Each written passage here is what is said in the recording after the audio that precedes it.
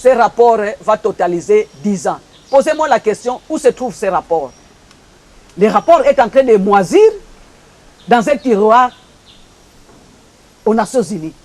Et pourquoi, moi je me pose toujours la question, et pourquoi les Nations Unies s'est donné la peine de mener des enquêtes, d'enquêter et de publier ces rapports qui n'est pas exploité, 10 ans jour pour jour. Est-ce que cela ne relève pas d'un certain réalisme des Nations Unies, voyant que la RDC, c'est quand même un État post-conflit, bon, évidemment il est toujours en conflit, et vouloir fouiner justement dans ses passés, essayer de vouloir faire justice par rapport à ce qui s'est passé, mais ça va déstabiliser la RDC, non? Est-ce que tu es stable?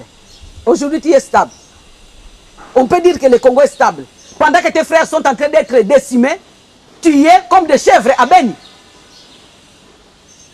Vous trouvez que nous sommes stables, que le pays est stable.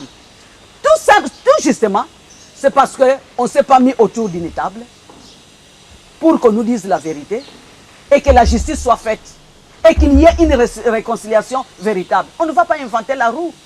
Nous ne sommes pas les premiers pays à connaître les atrocités. Pourquoi ça ne s'arrête pas? Vous parlez de la paix, mais il y a des mécanismes pour qu'on revienne à la paix, à la paix.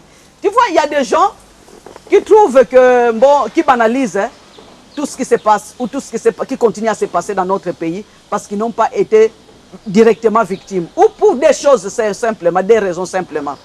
Comme le professeur Nialouma que je suivais dans une vidéo était en train de soutenir, simplement parce qu'ils se sentent visés directement ou indirectement. C'est comme ça par tout le moyen, il faut étouffer ça. Ou pour les autres, directement, ils se sentent visés. Et pour les uns, ils se disent que non, on doit protéger mes parents, mes mentors, mes proches. Pour la deuxième catégorie, simplement, c'est l'ignorance.